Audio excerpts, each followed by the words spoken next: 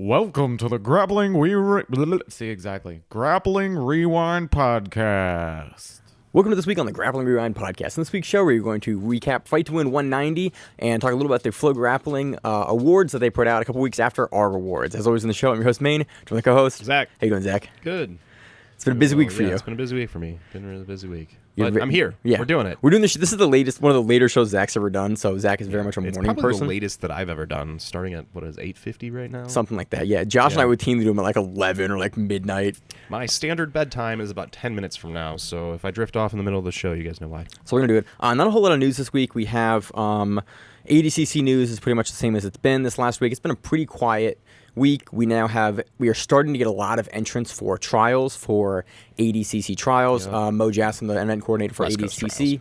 Yeah, for West. Well, it's now turned into Vegas trials, Yeah. which is sort of still West Coast trials for the U.S., but Yeah. it's definitely a little more central than it was before. I think Vegas is about 4 hours inland from where the trials was going to be. More West Coast trials, more West Coast than Jersey. for Definitely, sure. yeah, definitely more of a West Coast event. Hotels and stuff are coming online for that, and we are seeing a lot. We are hearing about a huge amount of registrations, guys that are saying they registered, people that are booking flights and tickets, and Yeah.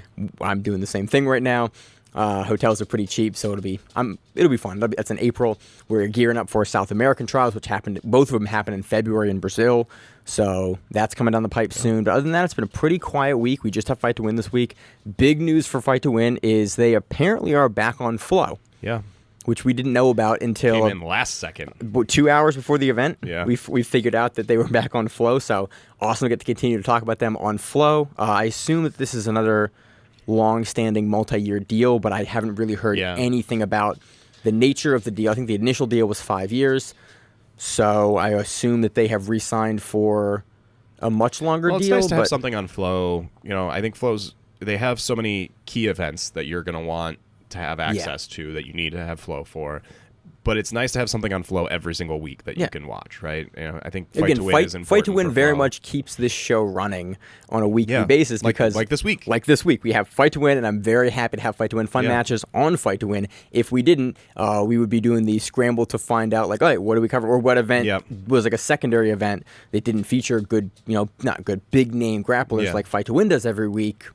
And I think Fight to Win is important for the sport, and it's nice to have them on a platform that we already have access to, or we're going to have access to because they have so many other big things. Worlds and ADCC and like everything's there still. So awesome to have them back on Flow for the foreseeable future. I'm guessing, unless they did a one event deal, which I doubt. One event, but yeah, we'll see. So I got another news. Zach, do you have any news? Nope, nothing. And then just bought a house and you've been busy doing that. We'll talk about that more in the outro section. More outro stuff, but been busy. I have no news because I have no time to pay attention for news right now. Yeah, you've been extremely busy. So I'm happy you're here this week. We went to the main event, or you want to move into something else first? Let's do main event first. Main event, we had, I'm going to butcher his name. I'm not going to say that. Moraes is versus the last name. Sam Nagai. Sam Nagai. This is a fun match. Again, we love watching Sam Nagai. He's got a really, really aggressive style. We've recently seen him sort of like come to prominence at Black Belt in some bigger events, and just like repeatedly being showcased on Fight to Win and putting on great main events for the welterweight title. And this one was really no different. Good. I mean, Sam Nagai's looked pretty good recently, just in general, but he looked good in this match, right? Mm-hmm. So we start off, Moraes pulls guard, and then they end up in this sort of 50-50 situation. The guy has for a couple straight minutes. Ankle lock. It's a couple minutes, and it's a little stalematey. And then it sort of looked like to me that Nagai was the one that started trying to initiate things, but from his position, it was hard to actually initiate something offensively. And so, at least from my vantage, it kind of looked like they could have stalemate for the entire match, or Nagai... in what happened was Nagai opted to kind of give up position. It looked like he released some things. He had a straight ankle lock that it looked like he could have held on to forever. Moraes wasn't doing anything. They were doing some nice like collar fighting and some hand fighting, and but they both got to a point in the collar grip of Moraes and the pant grip of Nagai with the ankle grip, where it's like, okay, you really are both like, no one can really go anywhere from here, so someone either has to stop the match like a referee, but they're not going to do that in Fight to Win. Or somebody has to concede, and the guy, being someone that is featured on the Fight to Win rule set, understands that rule set. Like, I have to go here. Like, it is my onus to move. I'm going to lose, this match is close. I very easily lose it on this, in the fighting rule set. So I appreciate that he went, okay, I'll take bottom position. Yeah, and then so immediately throws in let's talk about deep. It wasn't like the cross body De La Riva. It was a nice tight, and you can tell it was strong. And, it wasn't super deep. I guess that's not the right term, but he had a ton of upward pressure on the De La Riva coming in underneath Moraes' hamstring, and so like that is such a powerful place to be. And Moraes does a nice job trying to clear it, but Nagai kicks his leg out, clears Moraes' grip, and then resets his De La Riva just as strong as before. And then when he does that, he releases his other leg and then gives a kick up under the hips. It's almost like a Tomonagi. Like he switches from a De La Riva to an inside leg Tomonagi off of like the lift on the De La Riva, and then throws Moraes over with the Tomonagi like hook, which a Tomonagi is basically you put your foot on their hip line, and then historically it's a judo throw that you do from the feet. Sacrifice throw in judo. Where you sit underneath them and you lift them on top of your feet and throw them over your head. It's a really cool sweep. Like an elevator sweep kind of situation. Yes. Similar to that, like kind of like a balloon sweep. Yeah. Like it's got a bunch of different names, but I always know it as a Tomonagi sweep. And the way that the guy throws it is a really, really nice combination, but it's so hard to get it done because a lot of times when you have that same side De La Riva hook in, he has to thread his outside leg over and then basically get to the cross side or the middle of the hip while bringing Moraes' body over top of him. A lot of times people square up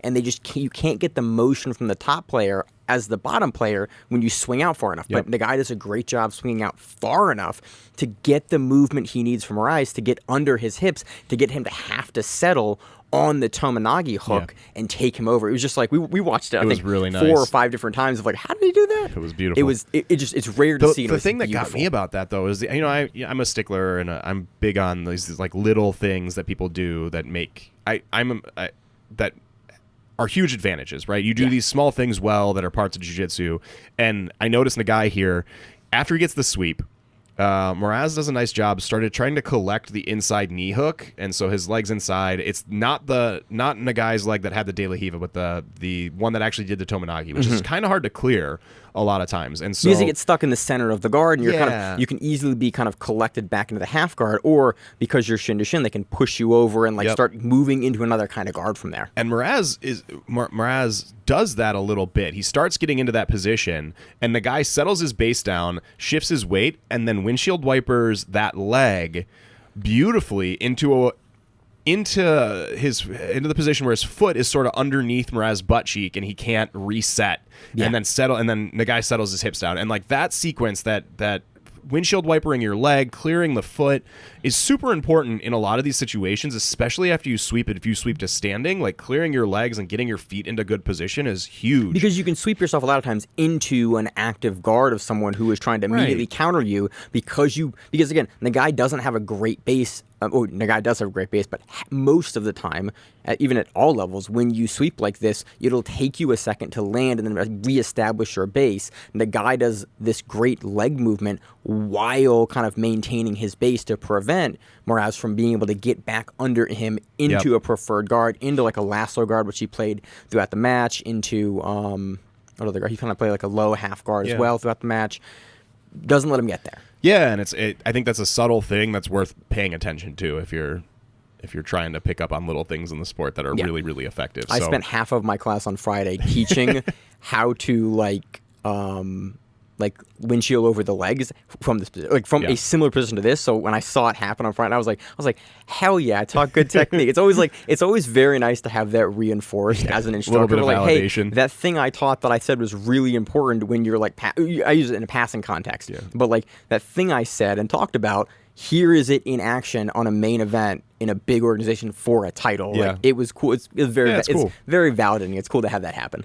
So then the guy gets on top and just puts on a show at that point. Yeah, so he this settles is the his highlight base that went in. around on Instagram a bunch. Was just like, hey, Sam Nagai's really good at passing, and I said it, and we rewatched the whole match before we recorded the show because we wanted to kind of spend more time on a couple of the matches because we're not having to piece through 20 matches we have to pick. There was a couple matches that we really wanted to highlight, and I watched this match, and I watched Nagai's movement, and you kind of picked up on it, and I kind of picked up on it. I was like, this looks very reminiscent of like the Mendes brothers passing style. Yeah, but with a nice twist that I really like to see, where he was mobile and switching passes in the Mendes brothers style, right? Yeah. We see this from Tynan too, which is obvious because he's a direct. He's an descendant, AOJ so he does, guy. it makes sense for him, but Nagai was doing some very multi-directional passing, some very mobile passing, in a way that the Mendes brothers do, but also. But he would commit more to Yes. like, especially the knee cuts and where eventually he inevitably gets past with it. But he did a lot of really great switching between throwing a heavy knee cut, throwing like a really hard outside Toriando, immediately switching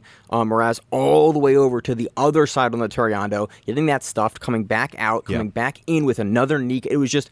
And what I like to see throughout that was what I really liked seeing throughout that was the head and shoulder control of Moraes' leg. And so he was putting a lot of pressure on the inside knee, controlling the leg with his head and shoulder, and then turning his body. So it's borderline pressure passing-esque, right? It's as close to pressure passing as you can get from that knee cut kind of situation. Yeah. Where you're putting your body weight into the backside of their leg, of your opponent's thigh, essentially, and then turning them using that pressure. Well, it's a very old school thing to do. Well, he would also lift the hips too. On Yep. all the turns, you saw that he had the grips on the pants, and then he would lift up and almost do like a small row while making that step underneath. So those two things worked in combination to kind of keep Moraes' hips off the mat in order for having a guy. And there's one movement that the guy makes where he goes almost 270 degrees because he makes a big step while doing a huge like outside Toriando switch from one side of Moraes' body all the way to the other side. And you're just not going to be able to do something like that unless you're lifting the person's hips up, because if their hips are on the ground, they're going to scoot out, they're going to turn away from you, they're going to push away. And the guy, again, it's not a motion that we see done very much, and it's something that, again, I remember seeing the Mendes brothers do, where very few guys can get that kind of motion in someone else's hips, and they do it with that combination of getting, like you said, getting the legs underneath and getting the hips up. It was just, it was really, very, very neat to see. Really nice to watch, and he ends that sequence of multiple passes that we're not going to be able to go through one by one, but It wasn't really like a pass that he did. He comboed between kind of two variations of a Toriando and like outside backstep passing and really heavy like knee cut passing. He would just seamlessly move through all of those. And so he did that a bunch of times, and he ended up landing in a knee on belly sort of situation. He kind of landed like halfway through the guard, and he stapled the low side leg with his own leg, and then he did like a flop pass to get around almost. Yeah, that's right. And then he's and then Moraes ends up rolling to prevent the pass. Nagai, smart jiu-jitsu follows, gets his grip for the bow and arrow long before he's sort of like he tries to take the back. He's just starting to be on the back. He's kind of sat behind Moraes in this sequence, and you see the first thing that he does is he punches his far side bow and arrow hand in, and it's cool because usually when someone grabs a bow and arrow like this, they have to like adjust and shoot with the grip a little bit. He did not. He did not. He grabbed the grip, deep. and then he went, "Oh, like this grip. I'm going to use this grip for the rest of the match." And then took the rest of the match wasn't that long. No, he took the back and then finished the bow and arrow. Immediately steps over both legs. He steps over the low side shoulder and over the body at the same time while he rows away, and it's a very, very quick tap. But then that ending sequence was incredible and very, very impressive jiu-jitsu. Agreed. Like the way that he sets up the attritiveness of the initial passing sequence, followed by the stapling of the legs, the walking through sort of a middling triangle while he's passing, and then continuing to like flop pass either side, going through the guard on the flop pass, and then continuing just like, it was getting late in the match. There wasn't a ton of time left in the match, and the guy knew he had to put a stamp on it and was continuing to go for the finish, and he was sort of able to outpace Moraes towards the end of the match to get it done. It was just, it was a great performance. The guy looked good. Great main event. Cannot wait to see him to continue to defend his title. I don't know kind of who's in the fight to win like hopper right now to defend his title, but very, very interested in seeing like him to. I would love to see him be featured on Fight to Win, like we see some champions occasionally where it's like they're frequently up there, and we're seeing the guy very frequently on Fight to Win, and I love it because for me, these main events and these top spots on Fight to Win are a really great way for me to see a guy showcased against like a variety of matchmaking that Fight to Win does. Yep. Fight to Win has has a larger depth of matchmaking that they will typically do. So I'm seeing the guy in these matches where I can see different parts of his game. Is he going to pull? Is he going to play? Is he going to take down, sweep? Like it's cool to see that. I appreciate that style of matchmaking. Yeah, me too. Here. So next match, we'll talk about Christopher West versus Keith Minor. Keith Minor takes this one via decision. It was definitely a lot bit slower on the feet. Yeah, it's pretty slow on the If feet. you are not familiar with Keith Minor, we haven't covered him in, it might have been a year. It might have been a year or two. We covered him a lot. Yeah. Early Grappling Rewind, probably back in 2019. Yep. We covered him pretty frequently. He was a staple on Fight to Win. Keith Minor has one hand. Yep. And he has a amputation probably Halfway through the forearm, yeah. mid forearm, and he's a guillotine guy. He uses that and thing for I guillotines. love it. And he does a really, really unique guillotine. We'll talk about it here. He doesn't have a snap down. He isn't able to finish it in this match. Yeah.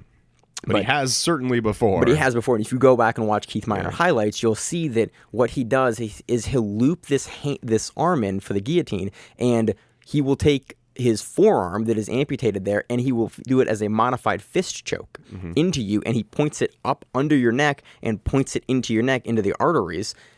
Beautiful choke, and you'll see people frequently go to hand fight it and go to pull off, and they have a really hard time doing it because you're not used to it, and you're going to give a guy whose specialty is this position and technique that has a really interesting I don't really call it an advantage, but has an interesting style matchup there for his attributes. It's definitely challenging. Like these, we haven't talked about Keith Minor in a long time, so I think it's worth bringing up. Like these sorts of situations are interesting because clearly you clearly can't call it an advantage, right? Absolutely not. They're missing an appendage, or we see the same thing. I wrestled for a long time, and you see the same thing with blind wrestlers every once in a while, right? And it's not an advantage, clearly, but the game is a little bit different.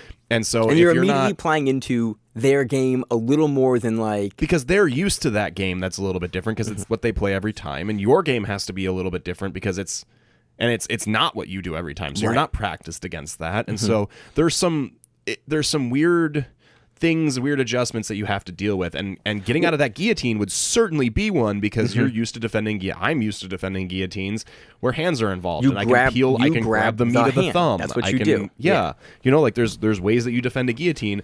Many of them involve hands, and so making those adjustments, it's like you said, it's certainly not an advantage, but making those adjustments can really mess with people's game. And if you get good at, Keith has gotten great at guillotines with that, and it's hard to deal with. Now, Christopher West is able to get out of it, but it was an edge of the mat situation, and he looked good. He was there for a while, and I was curious when they reset them. I was like, did he get the guillotine or not? Because it looked deep enough. And again, if you've watched Keith over the years finish these guillotines, this is exactly what it looks like. It's like a guy just goes, and tap, but there's no, Keith will typically not, roll you through a lot on it. He will finish you up because he's pushing the forearm up into your, or the forearm up into your neck in this kind of upward trajectory way, so he'll hold you in place and do it, and guys, tend to not be able to, he doesn't let you rotate and roll in these, he'll statically keep you in place and do it, and so they reset. They restart West and Minor up, standing. Eventually, they go into the legs. And this is where I think we saw it a lot on Christopher West's face, where he would look to his corner a couple times and kind of go, because Keith was working really well for an outside heel hook. And he kind of had the cloverleaf position on the legs, and the camera angle was great. There was some camera movement that I wasn't super happy with during the Nagai match because they would jump a little bit more during some of the sequences. But this camera angle was perfect because you could see exactly what Minor was doing, digging for that heel hook, and you kept seeing Chris kind of look at his corner specifically he was digging for the heel hook with the forearm. Yes. And so it was one of those situations that typically, again, you would grab the hand. I mean, you turn out, but one of the defenses that we see a lot is, and it's kind of not in the current meta now, but you grab the hand, but that's obviously what West wanted to be doing there because he grabs Minor's other hand, the top side hand. Which doesn't do as much good. You kind of when he looks at his corner, okay, what am I? And then you see him kind of nod at his corner, okay, that's a good plan. And these matches, these para matches are always very, very cool for that because you get to watch black belts have to work through new stuff in a way, and you get to see this guy has a decade plus of grappling experience, and he's going, okay, how do I apply what I know about how this position works? And my preferred defense that I want right now is not available. Yeah. How do I do this? And he does a nice job. He stays calm. He starts to push the foot through. He pushes it down. He has Minor's other hand, the topside hand, so he can't lock his hands together and begin to turn for the heel hook. Like it's a very interesting sequence. And he defended really well, and then we ended up with a break in that action, and then back there pretty rapidly back into that same sort of 50-50 leg entanglement situation again, with Keith mounting most of the offense. This time I think he was looking for a straight ankle lock. Yeah.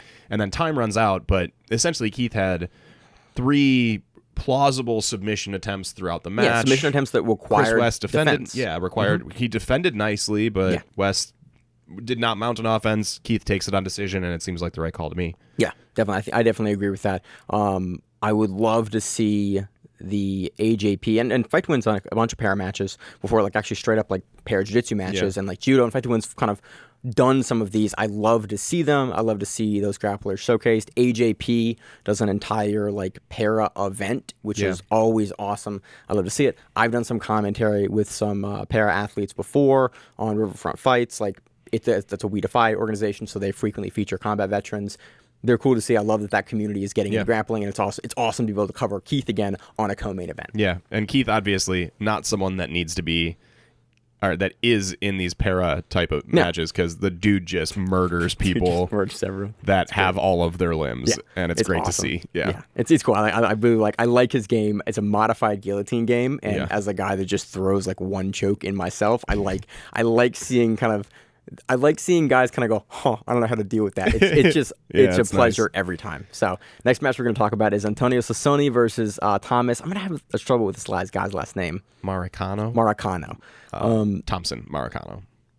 Thompson Marikano. Yeah, I'm also tired, Zach. Thompson, Thompson pulls guard here and starts the match off with a really nice sweep. I've heard this called like 7,000 different names, but it's the sweep where he's in guard, he creates a little bit of space with his legs, his butt, he's sort of in a butterfly situation, reaches over Cicconi's back, grabs the belt, and then pulls his hips back in underneath and elevates, gets the sweep that way. What do you call the sweep? Yeah. It's I call it a belt sweep. Yeah. I hate that, like, I don't have a better name for it, but I've always just got the belt sweep. It's like, because it's in the guard, do the belt sweep. It's the sweep you do with the belt. It's like one of very few sweeps that you do jokingly with the belt. With people, I've just always called it the reach around sweep. That kind of makes sense. And it kind of makes sense, but that's not like a real name for it. That's just what everyone that I know that uses it has called it, because it's kind of funny. So maybe that is a real name. I don't know. It's a good name for it. It's a reasonable name for it. Yeah. It's not what I would call it normally, but I mean, you got to teach it to university students. Maybe that's the best time. Zach, I have a couple names that I have to modify when I teach certain classes. Like, I can't call that passable. I call it. Yeah. But he hits that sweep beautifully. Yeah. Ends up on top and starts trying to pass with the baseball bat, which is, I think it's a very legitimate way to pass. Certain guys are really, really good at it. Yeah. And I hate talking about it especially because I'm not as familiar with Thompson's game. Like, I don't know if that's like his bread and butter or if it's something he's using opportunistically. And like in the baseball bat, choke and pass falls into, for me, like 2 categories, like hard, where it's like guy using it to annoy you and get you to do something else and open your guard, guy that will murder you with this choke, and you have to be super. And like, I don't know enough about Thompson's game, unfortunately, to like know which category, but he stays in it for like you called it's like 2 minutes. Like 2 minutes a time. Yeah. And then he does eventually, and the risk with passing that way is that sometimes you can get rolled. Yeah. Right. You put a lot of heavy weight forward and pressure. You have both your hands committed, and to do a baseball bat choke correctly and to like threaten it from the half guard like this, like you really have to commit, because you have to commit enough where they have to start defending it with their body a little bit, but not enough where they can like. You have to put enough pressure where they can't really armbar you effectively, so you have to lean really hard over to keep their hips down. So it's this weird, like, you both have to overcommit, but the person on the top overcommitting more has to overcommit with the hands and the body more. So if you don't get it, you have one shot to get it as they roll you, but then you're very much on the bottom because you had to commit your hands to threaten it enough to have them react the way you needed to either open the guard or get choked. And some people are just really good at using their hips and knees and feet to keep balance. And I think Thompson might be one of those people, because he did a great job of that for 2.5 minutes. One non sequitur. There's a guy I used to train with that is now a black belt essentially in the suicide choke, where he you're in his guard and you're starting to pass, and he starts set up like, I'm going to get out this time. Every time he will let you pass and just roll and choke you with that choke. And like, I hate that guy. I don't know the one that you're talking about in particular, but he's I a hate black that guy belt in general. at that choke, and you're like, every time you're like, he's like, oh, that grip is weak today. I can like get out. Or I stripped a grip earlier. I can get out. And like every time he will roll you over and he will choke you with that choke. So I've very much experienced the guys that are like, oh, you're insane at this particular choke. And so it's whenever I see it come up, it's always like, I've been that guy before. But so Thompson ends up getting rolled off of that style of passing, which is a thing that can happen. It happens to him there. But he's able to re-sweep later on with another really, really nice sweep.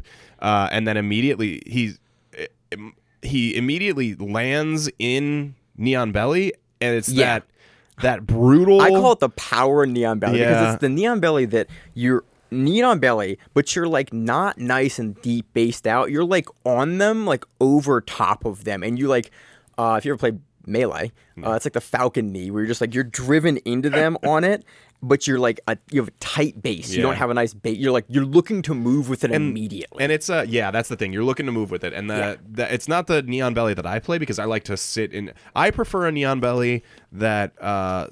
This is the Neon Belly that I play because I want to dance on top of you like a small man. Yeah, I don't want to do any dancing. I want to drive my knee into the mat slowly over time, I want to erode your will with it. Is my style of Neon Belly. This style of Neon Belly is I want max pain as fast as possible, and I want you to move against it. Yes, and so like I'm gonna make you hurt as much as possible, as fast as possible, so that you do something weird and move. And that's exactly what happens. Cicconi rolls out of it. And Thompson starts moving to mount to maybe the back. Cicconi rolls to start like attacking like a single leg to prevent the pass and prevent the back take. And then with like we're in a dying seconds match, 20 seconds left in the match. 20 seconds left. He throws it. Thompson goes, better win. And then throw. But again, this is why I love fight to win because the last like 30 seconds, minute of the match, guys just go like, we're kind of close. I don't like how it's going. I'm just going to start chucking my best shit. Yep. And Thompson throws like a deep Darce. And I went from like front headlock position. Yeah, from basically the single leg position that Cicconi's going for, the leg there.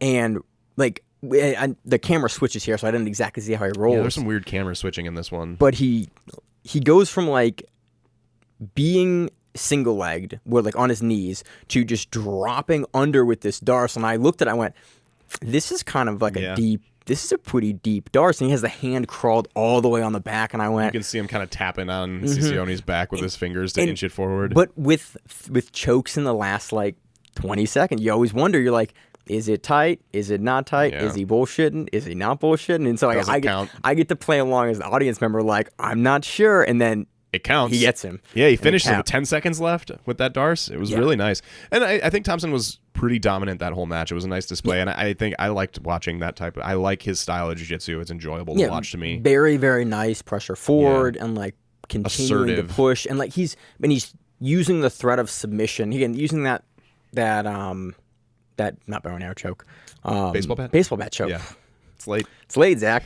Baseball bat choke for like that long to pass it was something that was interesting to see that you don't see guys a lot at the higher levels commit to like that. So it was cool to see that technique where I like seeing techniques you don't see showcased a lot, and it's cool to see a guy like Thompson, throw that, use that, and then transition off of that like a pretty attritive offense that he's put up in being in those submission attacks for long enough to be able to get the Darce at the end. Yeah, it was nice. So fight to win, back on flow, 190.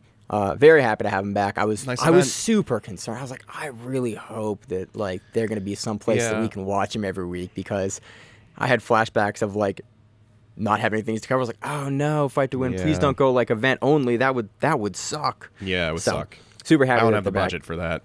No, I'm saying like go like where we've seen events that were streaming go to like live ticket only.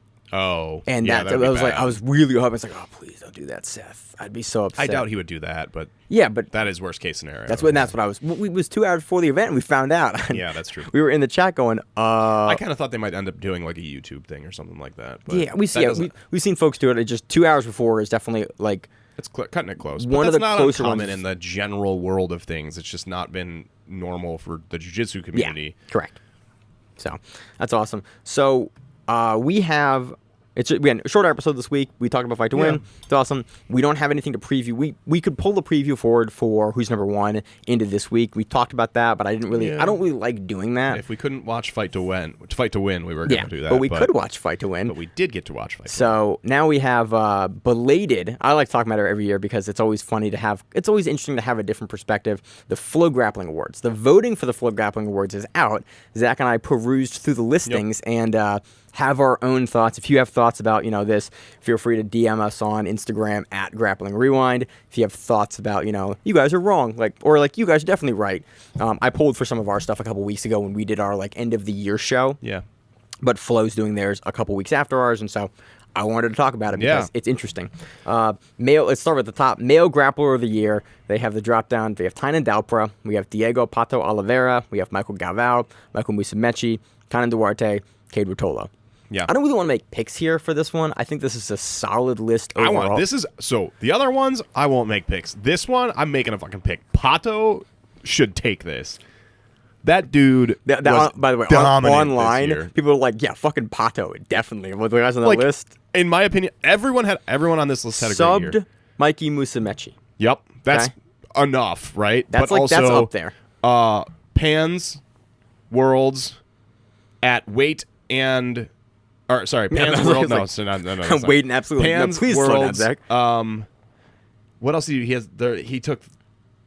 I'm gonna forget Zach. It's been a very long week so far. It's Monday. Oh fuck. Pato had an amazing year. He had some amazing performances. He submitted Mikey Musumeci towards the end of the year. Yeah. And if you know how these work, the last third of the year counts for double. So anything that you did from about September to now is very fresh in everyone's memory. Yeah. Really, August on is pretty fresh in people's memory. I think Michael Galvao had a great year. He had a great year. He is in the breakout performance section of this voting, and I think he makes a really good case for he had a really great year. He was on some really great events. He has some very good wins. Same with Tainan, I think. Yeah, Tainan's first year at black belt, winning a world title. Your first year at black belt. Duarte winning his second world title, the first one they didn't take away from him. Mikey continuing his legacy in the gi, but also transitioning to really focusing on no-gi and putting up some incredible performances in no-gi despite inventing his locks, one loss. Inventing locks that people have already invented. Yeah, reinventing things with a new name. Classic. Cade Rotolo winning trials and Who's Number One. And Cade has looked really good. I think we'll talk about him a couple more times throughout this, but in my opinion, if we're talking about Grappler of the Year, the guy that put on the best performance throughout the year, it's just hard not to vote with Pato. Yeah, I think he really this year, just the amount he improved and showed I'm going to be here in gi and no-gi I'm going to be a factor every single time now. So I looking at this, if I'm thinking about these guys, Mikey, we're always going to talk about Mikey as one of the all-time greats at this point because he's been doing American, it for a long time, right? His fourth consecutive world title at roosterweight and light featherweight. The rest of these guys, I think we're all going to talk about them for a long time coming because they have an incredible future, and so does Pato. But if Pato retired today, we would still talk about him as an incredible grappler because of this year. Yes, I think that's where it is for me for him. That's I would agree. So next criteria that we have is female of the year. We have Gabby. Let me get a name right. I'm 2022. I'm gonna get her name right. Goals. Somebody DM'd me and was like, "Please, man, please." It was very pleasant, but in my what I read was, "You're killing me every time you pronounce her name wrong." Gabby Pisana, not Passanelli. Gabby Pisana. Not even close to Passanelli. That's what it was in my head for all of 2021. Gabby Pisana. Yeah, Gabby Pisana. Great year. Anna Rodriguez, great year. Yana Suarez, Maisa Bastos, Rafael Geddes, and Ana Carolina Vieira. Yeah, some incredible performances from here. Rafaela has been so dominant for quite some time, or not quite some time, for the entire year. Yeah. If I have to pick a vote, I probably vote for Rafaela here, but then you have... The funny thing is, these are all different weight classes, and not Yana Suarez and Pisana are in the same weight class, but Pisana took two of those over her at Worlds. It would be hard to vote for Yara over Gabby, just considering their matches the together. most recent event that they had, Pisana took it. Yeah. And so, but Geddes, again, her Who's Number One performances and the early performances of the year, and I'm also colored in this because last year she was like moving up and like so it's Yeah. like the whole like last 18 months for me have just been like how good been Breakout, is she? yeah. And so like that for me is definitely like leans, but all of these women had amazing years, had amazing wins. And I Yeah. was just, I mean, Bastos did what Bastos does. Yeah, my consistently sister's been throughout the consistent year. for a long time. She's in the same range as like Mikey here, where they've just been so consistent It's for like, such hey, a like time. until you know? fall off and come back, like it's, Yeah, it's gonna be hard to win Grappling Year for me. You can't be Grappler of the Year every year. That's again. This is not like correct. This is just subjective. This Yeah, is straight well, subjective it with the always, Grappling yeah. Rewind, and this is online voting. I honestly, these are always fun to see, like because there's inevitably one category year where I'm like, not sure about Disagree with the rest of the world. that. Yeah, and that's always part of the fun here. Breakout Grappler of the Year. Zach and I talked a bunch in the pre-show about this. We Yeah. have Brianne St. Marie, we have Eric Moniz, we have Cole Abate, we have Michael Gaval, we have Elder Cruz, and we have Jacob Couch. Yeah. All of these grapplers, there's one female on the list, broke out this year and Yep. showed like, oh yeah, we're going to be watching you in 2022, 2023. Yeah, and my take on it though is that if we're looking at total change, so like from not on my radar at all Yeah.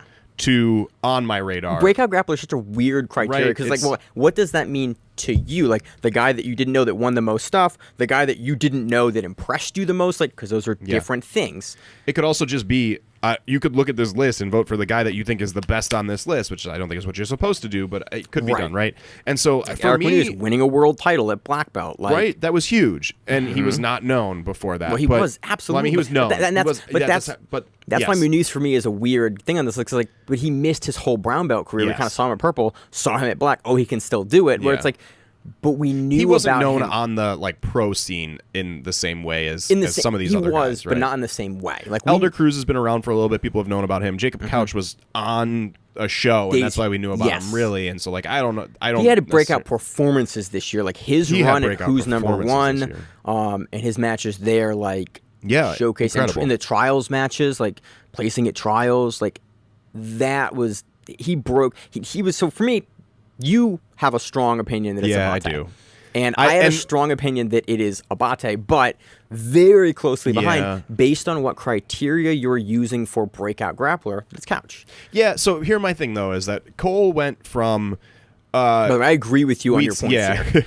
We've seen so he went from a guy that we'd seen in some pictures that AOJ was trying to promote, and you know it was And then we in my knew he- eyes it and was he like won some- he existed. And we knew that the Mendez brothers thought that he was good and were trying to promote him, right? And they promote their guys pretty well. And so Yeah, it they was do a good the job kind with of thing where I was like, okay, is this AOJ just promoting this dude? I trust that they know who a good grappler is, obviously. But like, where's the line between? But he's a 14, he's a 15-year-old 15-year-old, blue like- belt.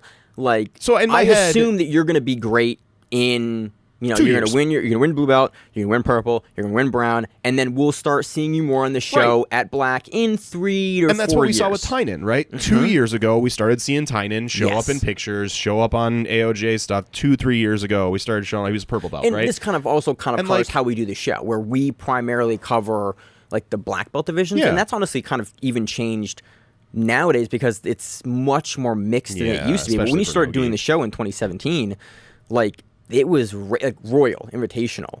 It was like one of the only events that routinely, and that was only every other year, had like purple and brown and black belts Yeah. competing. It was like that was rare to see that, especially with the prominence of Nogi now. Like we frequently see guys that are blue belts, like Cole Abate, Yeah. purple belt now, but yeah. going in, and so we typically I still kind of do it the old way, where it's like we cover guys that are black and kind of brown a little bit, but.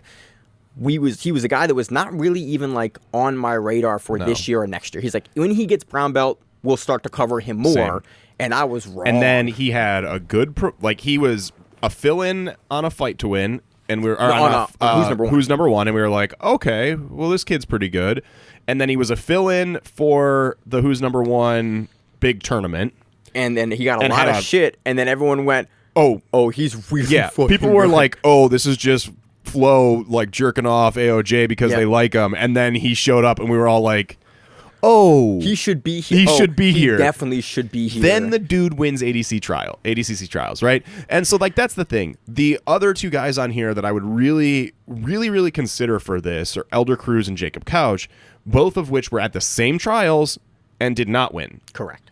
And that is my stance, right? So we take 3 guys that were younger, maybe not as well known, but had great performances, kind of knew about all them.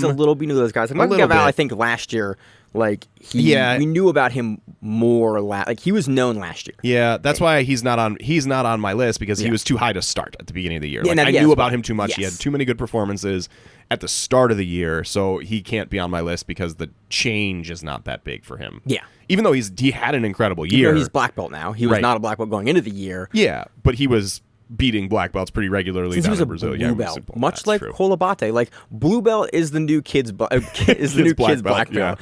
Yeah. But Cole going from maybe this kid will be good in 3 years to oh shit, he's going to ADCC. You know, that's a huge change, and so that's blue belt when he won it, and you're like, okay, oh yeah, we're not. I'm having Masters Division. What's up, baby? Happy to see you. Happy to see you, Masters Division. Yeah. I mean, Masters 1 by the time he gets there. No, it'll be Masters 4 by the time he gets there. And I'm like, perfect. Awesome. Great. So, yeah, he's I think, the pick there just because of the trials win. Right. Like, he was a blue belt that was like, he's going to be good. And then, boom, he's good now.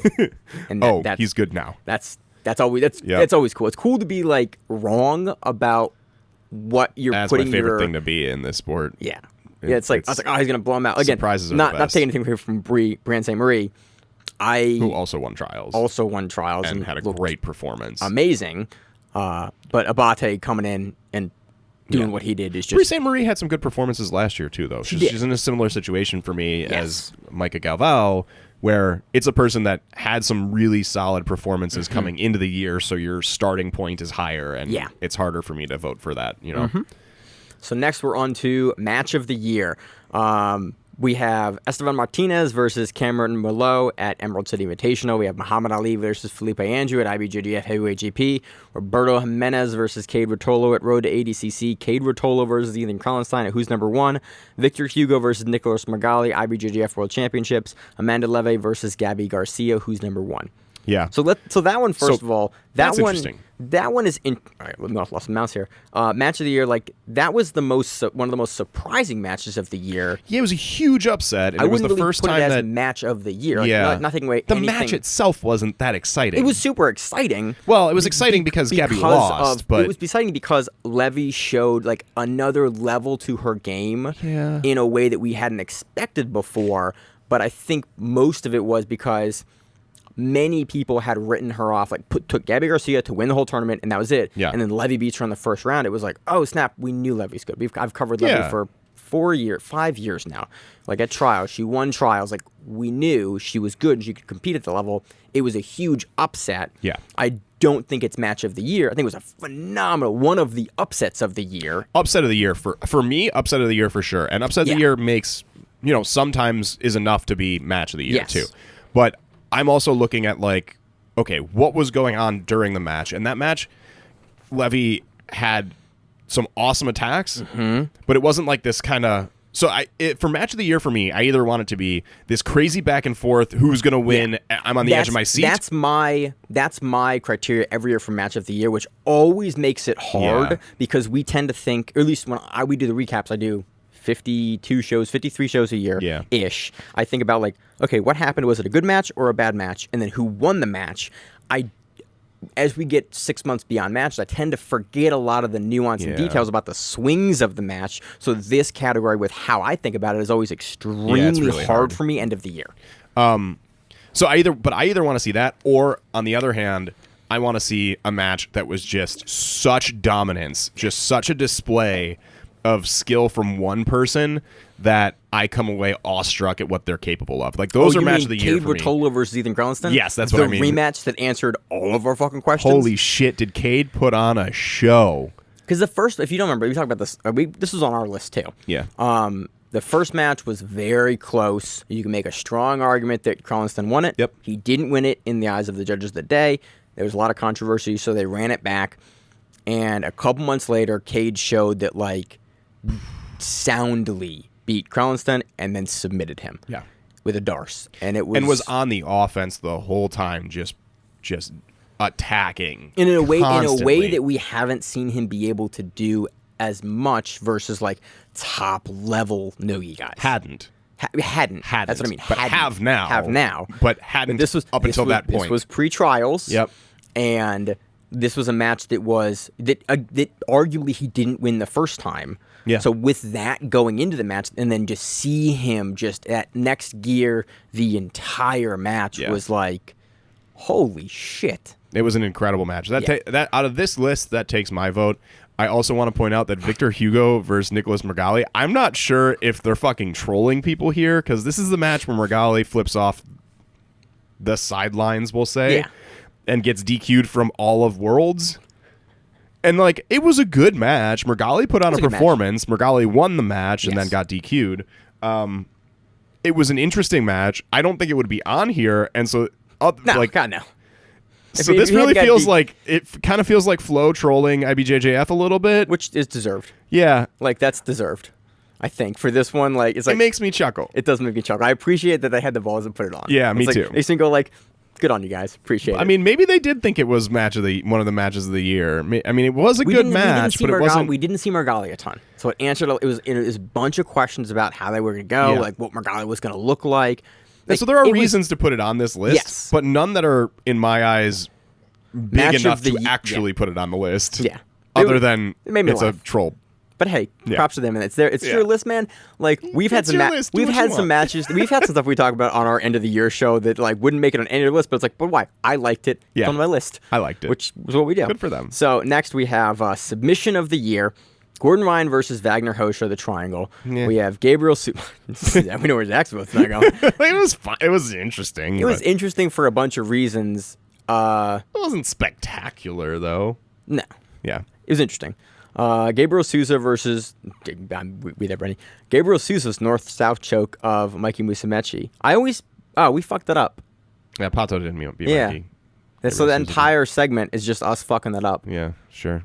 It's 10 o'clock at night, Zach. I went with what you were saying. Pato still takes it from me because he won so much shit this year. Yeah. I don't think it's my stance on Pato still stands. They were in the same tournament, and I always yeah. Well, I'm not going to re-record that. You heard, I said what I said. It stands. I still think Pato has had a great year. He still's on the list, regardless if he's sub Mikey or not. Moving on. Gabriel Souza's north-south choke of Mikey Musumeci, who's number one. Cade Rotolo buggy choke of Cole Franzen, who's number one. That was this year. Yeah. Early this year. Early in the year. Joe Dirkshire's calf slicer win of Vinicius Trator at IBJJF Nogi Worlds. Barrett Yoshida's assassin choke at Fight to Win 180. And Grace Gundram's twister versus Jessica Kano, who's number one. I wish that they would give who Barry Yoshida did the assassin choke on. I forgot who it was on, but I love that Yoshida, the next month and a half, 6 weeks on Instagram was just videos of him doing this in the gym to all the people he trained with. And I was just like, Barry Yoshida, you're the man. You're a man. You just keep doing it. Yeah. It was every day I'd been on Instagram. I'm not on for very long for mental health. I just try to stay off the platform a lot. But I do follow. And if you DM us, I say what's up. I'm happy to do that. I don't mindlessly scroll. But on top of the feed, Instagram was like, I know what you want to see. I want to see Barry Yoshida assassin choke someone. I was like, thank you, Instagram. You're right, I do. This is hard for me to vote for because A, Yoshida's assassin choke is incredible. And it's just an awesome sub. 2, Gabriel Souza over Mikey is huge. It's an upset It's someone sub. beating Mikey, period. Yeah. So there's that. I always put sub of the year. Sorry, continue your thing, and I'll say my sub of the year piece. Grace over Jessica Khan was awesome. Yeah. Honestly, that would probably take my vote. If calf slicers weren't my favorite submission in the entire world, and I could never vote against not a calf slicer, I don't really remember this match that well. I remember the submission. Yeah. Here... It was fucking wild. And calf slicers will always get my vote because I love me a calf slicer. I do love me a calf slicer too. So, but honestly, if I have to actually think about this and not just vote based on my favorite submission, calf slicer. It's calf slicer. Yeah. No, I'm just kidding. It's probably Grace's twister.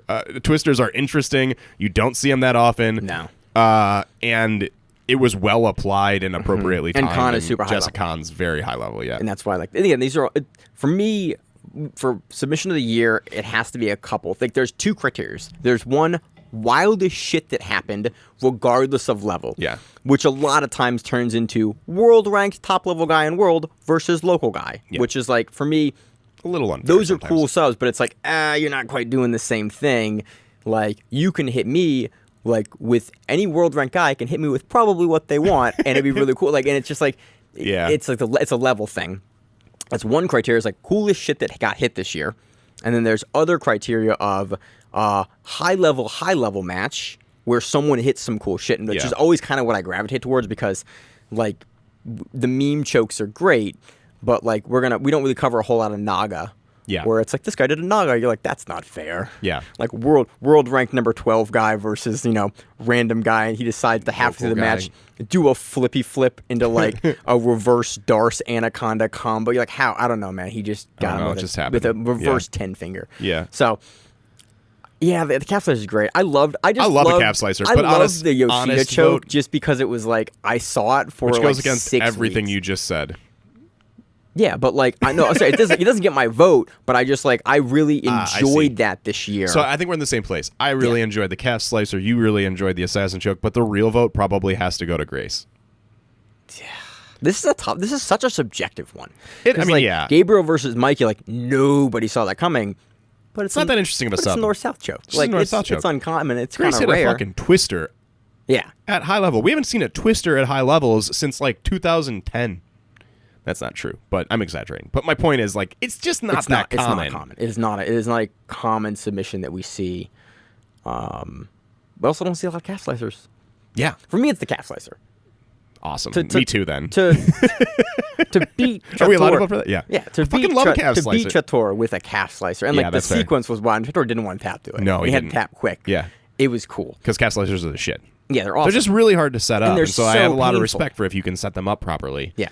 I try to set them up even when they're not set up properly. It's great. So, yeah, the calf slicer wins. For us, if you have different thoughts, you should vote on the FloGrappling. I don't know when this is open till. I think it's open until... usually these are end of the year, so they end at the end of the year, or the first week of the next year. So, it ends January 21st. So, voting closes Friday, the January 14th. So you got 3 more days from the time this comes out. And then they're going to do a big show on the 21st. So get your votes in. It's cool. You listen to a lot of grappling. It's been a very fun year to do it. I got nothing else, Zach. Next week, we're going to be previewing who's number 1. Craig Jones versus Pedro Mourinho. I'm excited for that. That's what it was. That's a good match. That's a good event. Wait, no. I need to rewind a little bit and go back and talk about Pato. The thing that I was trying to say, he won gi and no gi pans and worlds and all in the same year. So no gi worlds, no gi pans, gi worlds, gi pans in the same year. You won the 4 biggest IBJJF events. That's it. Yeah, that doesn't fucking happen often. That's why Pato was getting my vote. Mm-hmm. He's also awesome. He didn't sub Mikey, but like he did in my heart. Apparently, because he's awesome. I like him. The thing that confuses me is him and Gabriel Souza go back and forth, and like I lump all of their matches together as a single entity, and I need to stop doing that because they're both very good now. Yeah, they're both also really active in the AJP scene. Yeah, and like the UAJJF, and that's like I've watched a lot of their matches in those, and like there are some great back and forth matches there. Yeah. Who's number 1 is next week. Craig Jones versus Pedro Mourinho. Co-main event: Ty Rotolo versus Levi Jones-Leary. Nick Rodriguez versus Elder Cruz. Brie St. Marie versus Amanda Tabby Aliquin. Jacob Couch versus David Garmo. Esteban Martinez versus John Calistine. Jessica Crane versus Alex Yanes. Michael Pixley versus Cameron Reed. And Gino Morelli versus Kimoy Anderson. So we'll preview all of that next week. Can't wait for it. I think it's Miranda next week. So should be a boatload of fun. Yeah. Zach, what's your week? Card. Yeah. What's your week look like? My week? More house. You want to make any picks here, or because you're not going to be here next week? Just like this. Yeah, I'm excited to see Nicky Rod and Elder Cruz. I think Nicky Rod takes that strongly, but I'm excited to see what he's showing up with. I want to see his passing. Yeah, because his passing has been getting better and it makes me excited. His games changes so much, so often that I'm excited. Like this is a match that Elder Cruz is not someone. Elder Cruz is a fantastic grappler, and he can take it, which is why this is fun. But Nicky Rod, I think Nicky Rod wins it. But I think we're going to get to see a lot of interesting things out of him, and I'm excited to see how his game has been developing because that's it. But that's all I'll say about it. Because it develops every time we see him. So, yes. Yeah. That's all I'll say. about that. My week is mostly more home renovations. You bought a because house. I bought a house. And then basically every hour that I'm not working at my job, I'm fixing things at the house. I mean, it was move-in ready at the time, but I was like, I want to do these things. So we're refinishing the stairs entirely and like ripped up carpet there. You're and building stairs in your house. yeah, I'm building stairs. Like from the studs up, building some stairs, which is a lot. It's a lot to do. And then like some other shit and some smaller things. I'm redoing the entire podcast set. Yeah. That has been, if you can't see out of frame, is literally piles and piles of boxes. It's chaos down here. It took me almost 2 hours to like get the podcast set to where it is now. Yeah. To like get it back to the normal set, because there were like monitors and like boxes up to like past our heads on this table. I have another table here. It would here. be smart for you to do all of this reorganizing without disturbing this, because you do this every week. It would be smart, Zach. I'm not a smart man. Zach, I do this podcast every week. How smart am I really?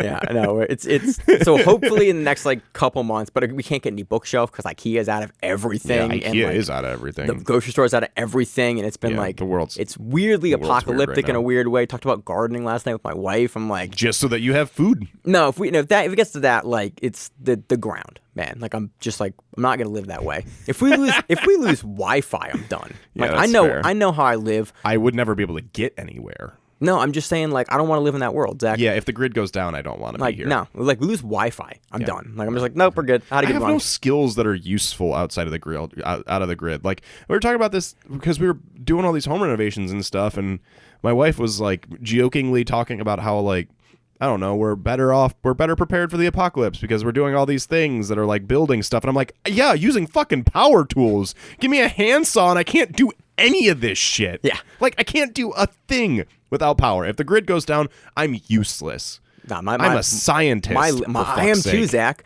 I bought a microscope for my basement this week. That was my big purchase. I bought a stereoscopic microscope from China, and it came in. I got very excited, and I'm filming things with it, and it's been a good week. Yeah. So, you got anything else, Zach? No, that's it. All right, that does it. As always on the show, I'm your host, Maine. With the co-host, Zach. And we are the You usually say that part. You just looked at me and like that was a wrong timing. And we are the Grappling Rewind. We'll see you on the mat whenever it is. Stay safe. If you like the show, please consider sharing it on Facebook with the folks at your gym. It's the best way that we grow the show, and we really appreciate it. You can reach out to us on email. We also have Instagram. We have Facebook. We have Twitter. We have Google+. Until that shuts down. We have a website. If you have an event you would like to have us cover, please let us know. If you have a name, like most people do, and you'd like to have us stop butchering it, let us know. Reach out to us. The show is also available on YouTube, Spotify, in addition to iTunes and every other podcast service. We very much appreciate your time, and thank you.